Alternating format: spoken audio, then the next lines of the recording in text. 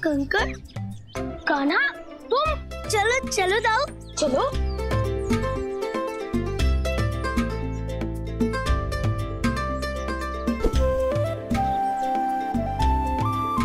कौन है जो बार बार मुझे इतने प्रेम से कंकड़ मार रहा है? कान्हा तुम बार बार रुककर पीछे क्यों देख रहे हो? दाऊ लगता है हमें कोई रोकना चाहता है। कहीं कोई असुर तो नहीं? शांत दाऊ शांत, ये कोई अपना ही है। कोई अपना? वो भी इस वन में? ओह, तो ये गोपी है। दाऊ मुझे समझ में आ गया कि बार बार हमें कौन रोक रहा है। कौन कान्हा? भूख। भूख हमें रोक रही है दाऊ।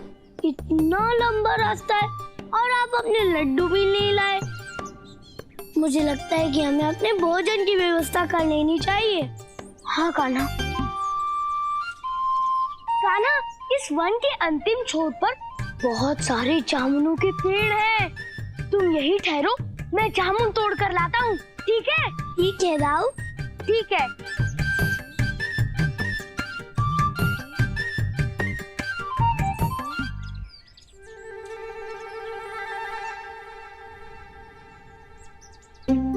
कहाँ गए ये ग्वाला? गोपी, मैं तो यहाँ हूँ। बोलो, क्यों मार रही थी मुझे ये कंकड़? तुमसे मतलब? गोपी, बोलो ना, क्यों रुष्ट हो तुम मुझसे? ग्वाले, तुम गुरुकुल जा रहे हो, वो भी अपनी राधा को बिना बताए। हम तुम्हें कंकड़ न मारे तो क्या तुम्हारी आरती उतारे?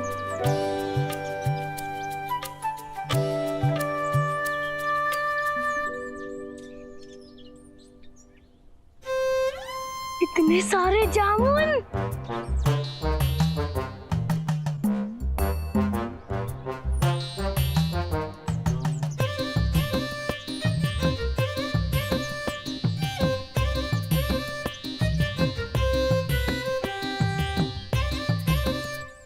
ये जामुन तो बहुत मीठे हैं।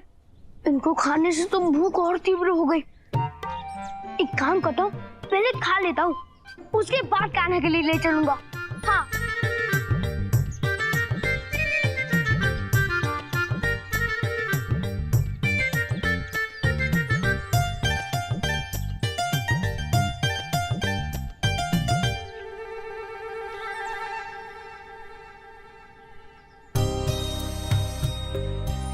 गुब्बी, मेरे जीवन के केवल एक उद्देश्य नहीं है, अभी तो अनेकों उद्देश्य हैं और उनमें से एक है शिक्षा ग्रहण करना। मैं वही करने जा रहा हूँ गुरुदेव संदीपनी के गुरुकुल उज्जैनी में। और सब कुछ इतना शीघ्र हुआ कि तुम्हें बताने का समय ही नहीं मिला। ग्वाले, तुम्हारे जीवन का कोई भी उद्देश्य हो, किंतु राधा के जीवन का एक ही उद्देश्य है और वो है कान्हा। और तुम हमें भूल गए, हमें बिना बताए ही गुरुकुल जा रहे हो। गोपी, मैं जानता था मेरे जाने से तुम्हें दुख होगा, इसलिए मैं नहीं चाहता था कि तुम्हें मैं बताऊं और तुम्हें दुख हो। ग्वाली, जितना दुख इस बात का है कि तुम जा रहे हो, उससे कहीं अधिक दुख इस बात का है कि तुम हमें बिना बताए जा रहे हो। गोपी, मैं तुम्हें वचन देता हूँ कि कभी भी तुम्हारी अनुमति के बिना मैं कहीं नहीं जाऊंगा और मैं अपनी भूल स्वीकार करता हूँ।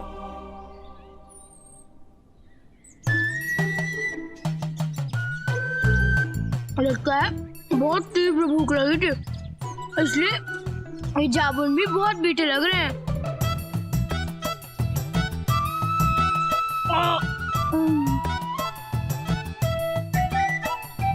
मेरी तो भूख शांत हो गई। और हाँ, अब कान्हा के लिए कुछ ले चलता हूँ।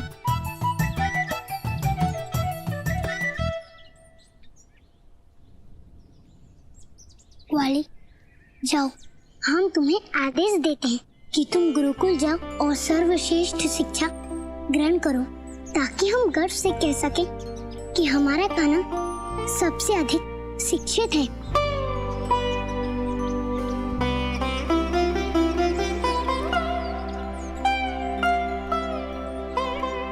ये लो, अपनी गुलेल भी ले जाओ, क्योंकि हमें तो इस गुलेल की आवश्यकता है नहीं। हमें तो किसी की मटकी फोड़नी नहीं है, इसलिए तुम ही रखो ये गुलेल। परंतु उज्जैनी में किसी की मटकी मत फोड़ना ग्वाले। गोपी, ये गुलेल केवल मटकी ही नहीं फोड़ती है, अभी तू असुरों से सबकी रक्षा भी करती है। और याद रखो, अभी कंस का संकट टला नहीं है, इसलिए मेरे और दाऊ के नहीं रहने पर वृंदावनवासियों को असुरों से बचाने का उत्तरदायित्व तुम पे है।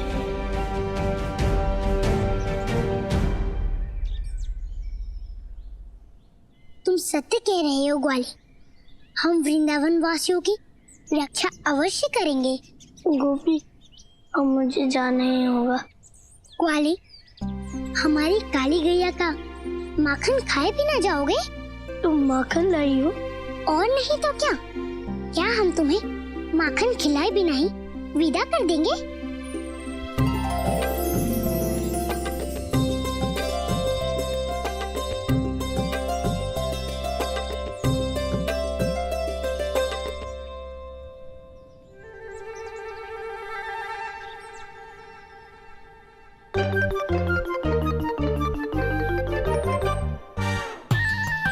इतने जामुन तो कान्हा खाएगा नहीं, क्योंकि उसको तो केवल माखन प्रिय है। इसीलिए इस जामुन में से जो जो मीठे जामुन होंगे वो मैं खा लेता हूँ, बाकी कान्हा के लिए लेके जाऊंगा।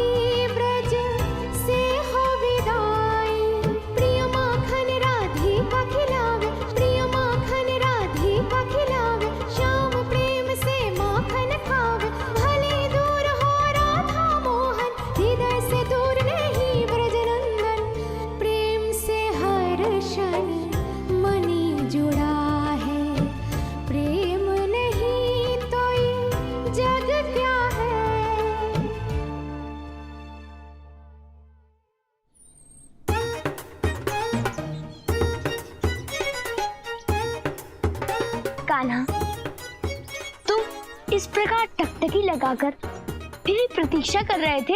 हाँ दाऊ, भूख मुझे जो लगी है। कान्हा, देखो मैं तुम्हारे लिए कितने मीठे मीठे जामुन लेकर आया हूँ। दाऊ, हमें ऋषि संदीपनी के आश्रम जाने में भी तो देर हो रही है ना, इसलिए हम लोग इसे मार्ग में ही खा लेंगे। चलिए दाऊ।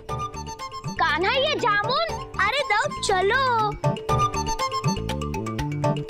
कान्हा को भूख लगी है, परंतु उसे कुछ खाना ही नहीं है। ये बात तो मुझे अभी तक समझ में नहीं आई। अरे कान्हा, ठहरो तो मैं आ रहा हूँ।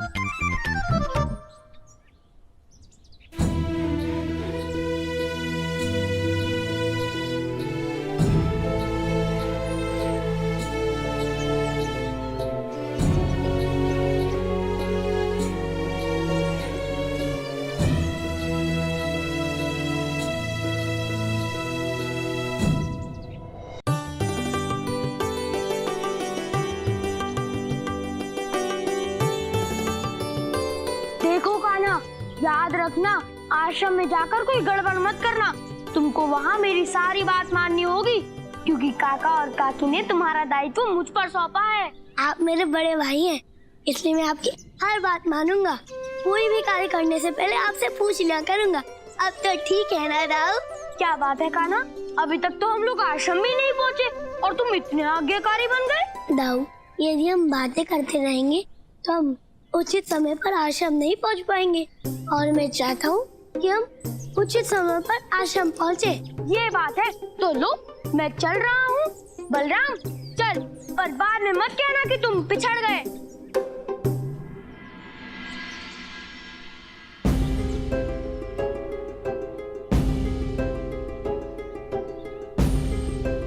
कान्हा, तुम्हें कुछ समझ में आ रहा है? अब क्या हुआ दाऊ? कान्हा, ये मार्ग तो पूर्व दिशा की ओर जा रहा है। दाऊ, यदि आपको विश्राम करना है तो कर लीजिए, किंतु ऐसे बहाने मत बनाइए। कान्हा, तुम्हें कुछ स्मरण तो रहता नहीं है। किंतु जब हम पिछली बार संदीवनी ऋषि के आश्रम जा रहे थे तभी ध्यान से देखा था। ठीक इस पीपल के पेड़ के पास दो मार्ग जाते थे, एक पूरब की ओर और दूसरा मार्ग पश्चिम की ओर। पूर्व का मार्ग मथुरा निकलता था और पश्चिम का मार्ग उज्जैनी। परंतु अभी तो केवल एक ही मार्ग है, और वो भी पूर्व की ओर, अर्थात हम लोग मथुरा जा रहे हैं। दाऊ, आपके दिशा ज्ञान पे मुझे आपसे अधिक विश्वास है, पर ऐसा कैसे हो सकता है? ये एक मार्ग ही समाप्त हो गया। हाँ,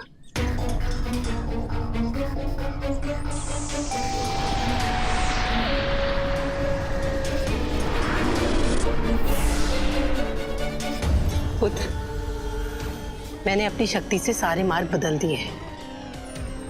अब सृष्टि का कोई भी मार्ग, चाहे वो वृंदावन से हो या गोकुल से, पहुंचेगा मथुरा ही।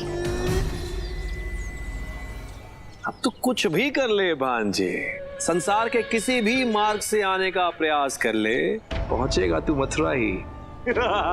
अपने मामा के पास। और ये तेरे जीवन की अंतिम यात्रा होगी, जहां तेरा कंस नाम सत्य होगा और तुझे सदगति प्राप्त होगी। दाऊ, अवश्य बातों बातों में हम उज्जैनी का मार्ग पीछे छोड़ आए, इसलिए हमें एक बार पीछे चलकर उज्जैनी का मार्ग खोजना चाहिए। ठीक है कान्हा, यदि तुम कहते हो तो वो भी देख लेते हैं। चलो चलिए।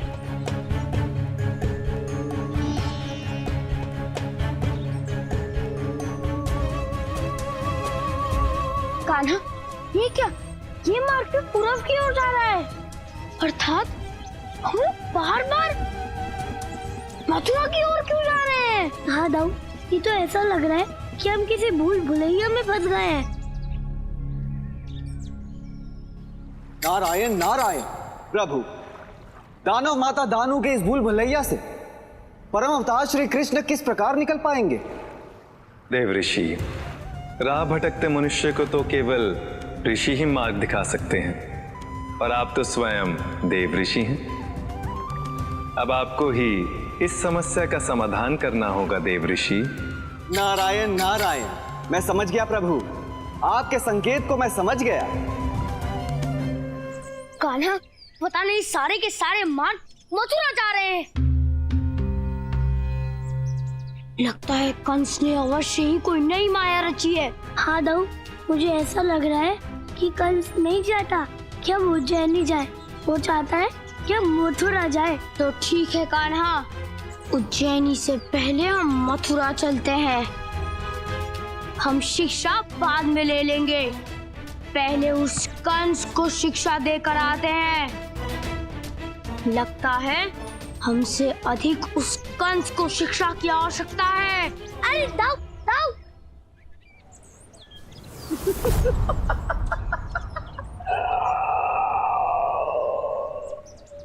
अरे बस। अरे भगवान, जय हो धनु माता। भगवान, आनंद आए गए हो। अरे धनु माता ने जो माया रची है, मां के कारण कान्हा और बलराम मथुरा की ओर चले आ रहे हैं। भगवान, यही उचित समय है, मार्ग में ही वहां को चल के काम मक्खन कर देते। नहीं भद्राक्ष, उस बलराम और कान्हा का अंत होगा मथुरा की पावन भूमि पर ही। और वैसे भी हमने जो उत्सव की तैयारी की है वो तो व्यर्थ चली जाएगी। आनंद कैसे आएगा? जब बात ये तो मैंने सोची नहीं भगवान। फिर तो आने दो बाकू मथुरा। उत्सव में मक्खन आनंद लेते हुए करेंगे। नारायण नारायण।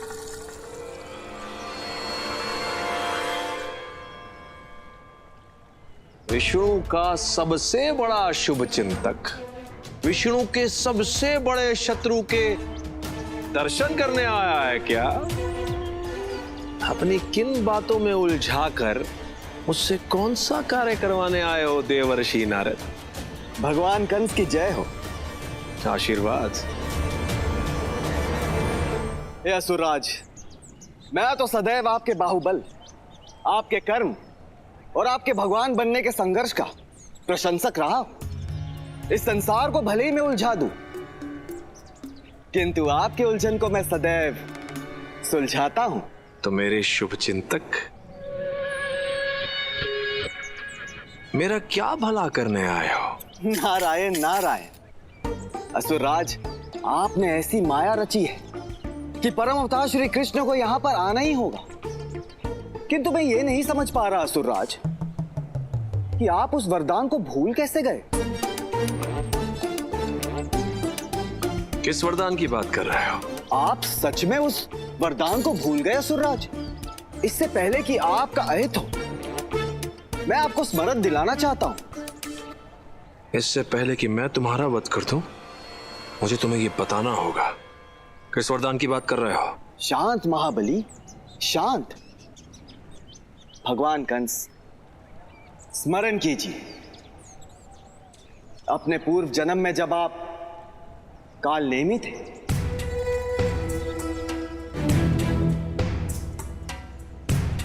स्मरण है मुझे, मैं काल नेमी था।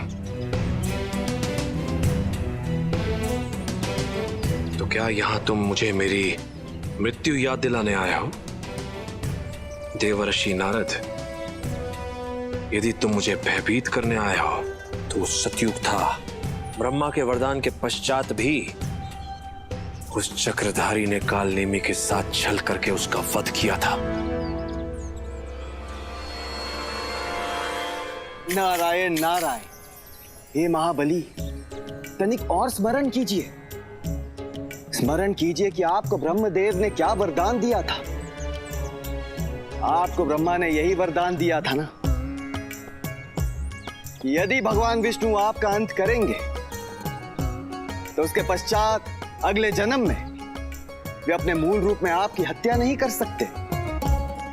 हाँ, मुझे स्मरण है। इस जन्म में वो विष्णु अपने मूल रूप में मेरा अंत नहीं कर सकता। यही तो मैं आपको समझाने आया हूं भगवान कंस, कि भगवान विष्णु अपने मूल रूप में आपकी हत्या नहीं कर सकते हैं, किंतु परम अवतार श्री कृष्ण, वो तो उनके मानव अवतार है। तनिक समझिए भगवान कंस, तनिक समझिए। संसार भर में भटकने वाले देवर्षि, मैं जानता हूं कि वो विष्णु मूल रूप में मेरा अंत नहीं कर सकता, इसीलिए तो मैं उसका अंत करना चाहता हूं।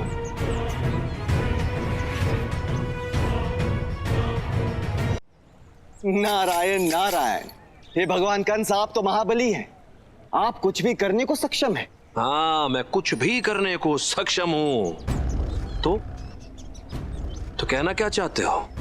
मैं बस यही कहना चाहता हूं कि आप अपने मृत्यु को स्वयं अपने पास क्यों बुला रहे हैं? आप इतने बुद्धिमान हैं, इतने शक्तिशाली हैं। 100 वर्षों तक जो आपने तपस्या की थी, आप उसे क्यों खंडित करने जा रहे हैं भगवान कंस?